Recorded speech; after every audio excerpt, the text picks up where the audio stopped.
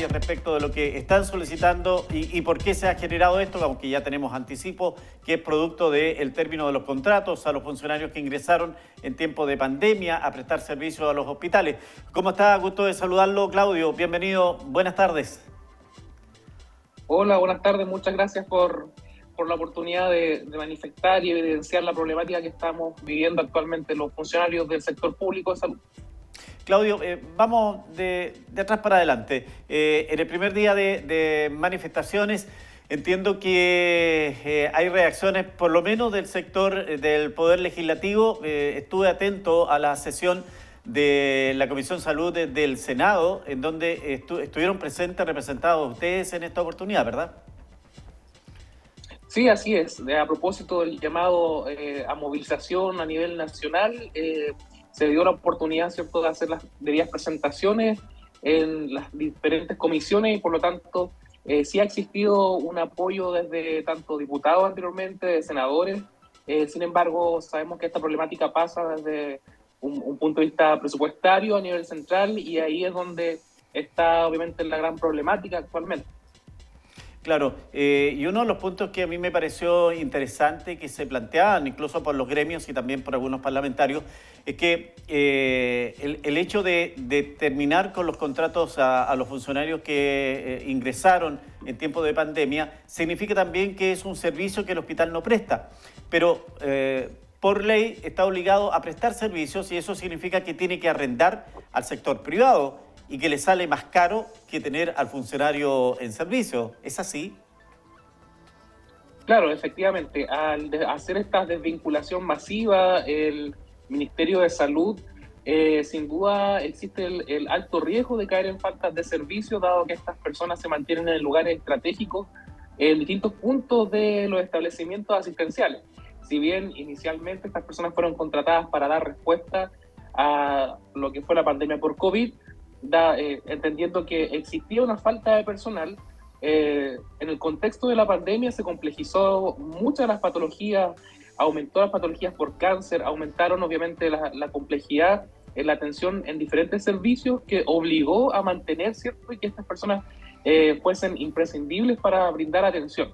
Hoy en día a estas son las personas que se les está diciendo que tienen que obviamente salir de su puesto de trabajo y esto sin duda pone en riesgo la continuidad en la atención y obviamente al no existir, al haber este riesgo de caer en falta de servicio, una de las opciones pudiese ser la externalización o compras de ciertas atenciones que para el sistema público sin duda es mayor pérdida, ¿cierto?, desde el punto de vista económico. Desde ese punto de vista, y si queremos verlo solo y puro desde el ámbito económico y presupuestario, está clara cuál es la solución. O sea, no poner término a los contratos de estos trabajadores. ¿Cuántos son en total a nivel nacional y en la Araucanía que están afectos a esta decisión que entiendo que ya se comenzó a aplicar a contar del 1 de octubre?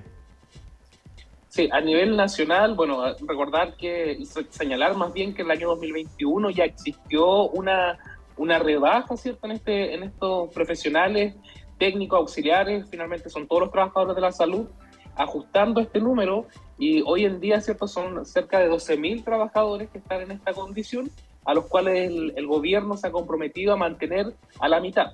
Sin embargo, sigue estando, ¿cierto?, 6.000 trabajadores en esta condición de que sus contratos van a ser puestos en término próximamente y obviamente no existe respuesta ni una respuesta a la contingencia que esto va a conllevar. ¿Cuál es el problema? Acá nosotros hemos insistido que si bien estamos luchando por la estabilidad laboral de nuestros compañeros de trabajo, el principal impacto va a ser para la comunidad, para la población.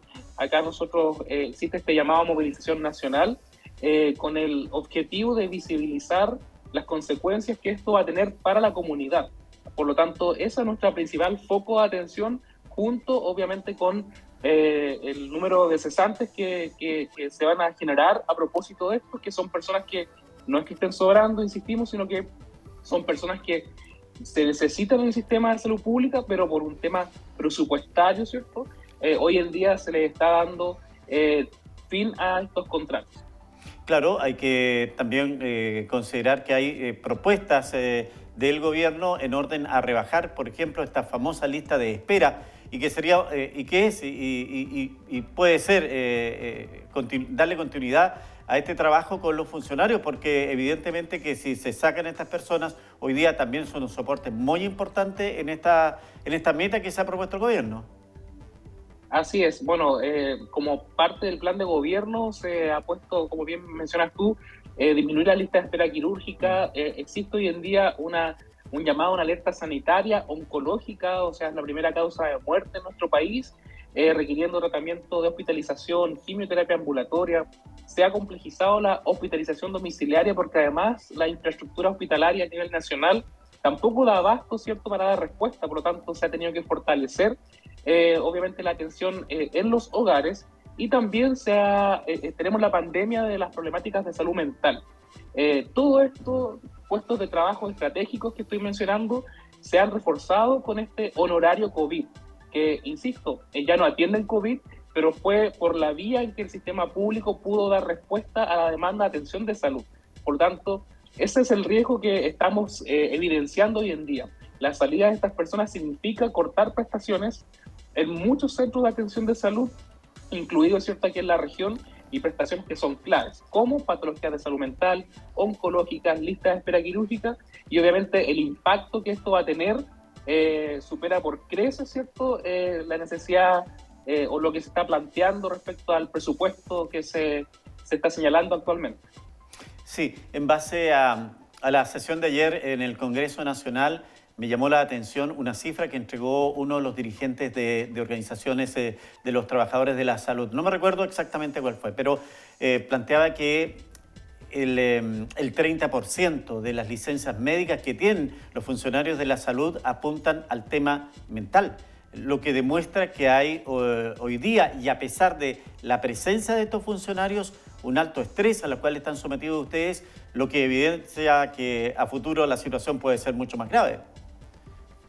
Claro, cuando yo me refiero al tema de salud mental, uno, ¿cierto?, como bien menciona, el tema de la carga laboral y el estrés mental que sufre, me imagino que prácticamente la gran mayoría de los trabajadores de nuestro país. Sin duda la pandemia trajo consigo, ¿cierto?, una mayor carga laboral, pero además existen, ¿cierto?, diferentes situaciones que han aumentado la situación, las problemáticas de salud mental en niños, adolescentes, patologías y personas, ¿cierto?, que tienen que ser atendidas por personal, por funcionarios, y que ante la salida de estos funcionarios, la pregunta es quién va a brindar estas atenciones. Hoy en día los trabajadores de la salud no tienen esa respuesta porque el gobierno no ha sido capaz de dar una respuesta clara, y esto ha sido también respaldado ampliamente por diputados, senadores, ¿cierto?, autoridades que son conscientes de la problemática, y acá es netamente un ámbito presupuestario. Hoy en día lo que nosotros estamos diciendo es que se le está colocando un precio, ¿cierto?, que se va a pagar muy caro a la salida de estos trabajadores que en estos años de pandemia no han tenido ni vacaciones ni ningún tipo de beneficio que uno pudiese pensar, ¿cierto? Son trabajadores que de cierta forma se contrataron como por faena, que tuvieron contratos cada un mes, cada 2 meses, y así fueron sumando 3 años, y que además, sin tener derecho a vacaciones, a descanso, ni siquiera alimentación durante gran parte del tiempo, hoy en día se les dice muchas gracias, ustedes, ¿cierto?, hasta aquí llegan, y por lo tanto no existe obviamente consideración con las familias que van a quedar, ¿cierto?, en cesantía, y por otro lado también existe la problemática de qué vamos a hacer con la cantidad de pacientes y las listas de espera, es cierto que hay que dar resolución. Recordemos que además existe un llamado, ¿cierto?, a fortalecer la salud pública, que nosotros estamos ampliamente conscientes y seguros de eso, pero para fortalecer la salud pública y obviamente fortalecer, ¿cierto?, el sistema de salud pública, se requiere personas que brinden esa atención. Claro. Claudio, ahí usted también toca un tema que es sensible y que dice relación con los derechos laborales. Es decir, estas personas en esta condición evidentemente tienen que exigir todas sus vacaciones proporcionales, tienen que exigir una indemnización de 3 años que no va a ser barata, a pesar de ser honorario, porque ellos evidentemente cumplían funciones como cualquier trabajador, sujeto a un jefe, firman ingresos, usan uniforme, de tal manera de que evidentemente son parte de la plana de trabajadores de cada hospital. Así es, destacar y señalar que estas personas que por el modo de contrato, que si bien son honorarios, entraron cierto con un mecanismo de contratación especial dada la alerta sanitaria, no están sujetas a indemnización ni a ningún tipo de beneficio que uno pudiese pensar que se asimile al Código del Trabajo.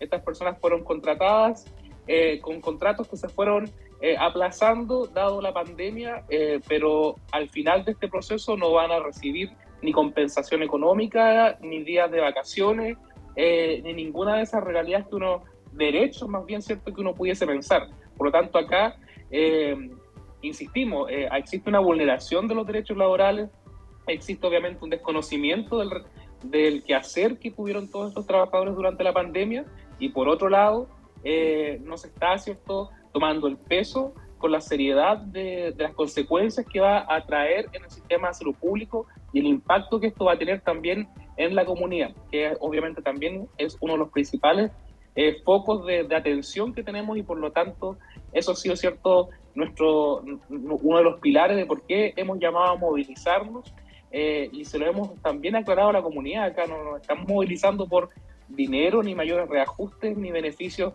extras para los trabajadores de la salud, sino que estamos exigiendo ciertas justas demandas, estabilidad laboral en las personas, y por supuesto, y lo más importante es pensar en la salud de la población.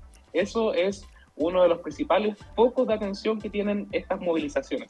La comunidad y cómo va a quedar desprovista de atención de salud, dada la salida masiva de estos trabajadores del sector público. Bueno, y para ir cerrando esta conversación, Claudio, y haciendo alusión a la reunión de ayer en el Senado, me pareció primero que el representante del Ministerio de Salud traía muy pocas respuestas o no venía preparado para el momento, y ahí hubo una propuesta del senador, entiendo, Maldonado, que indica que hasta el momento el presupuesto que tiene para infraestructura el Ministerio de Salud en el país casi no la ha tocado.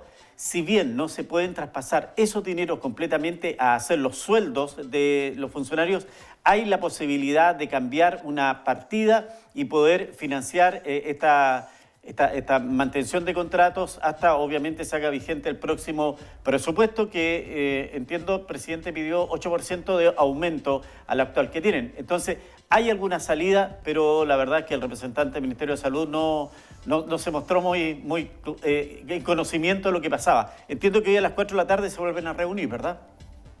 Sí, así es. Efectivamente, las mesas que han habido con representantes del Ministerio, tanto de Salud como de Hacienda, han quedado al debe con la seriedad que tiene este tema. Y también las propuestas de solución han sido bastante deficientes.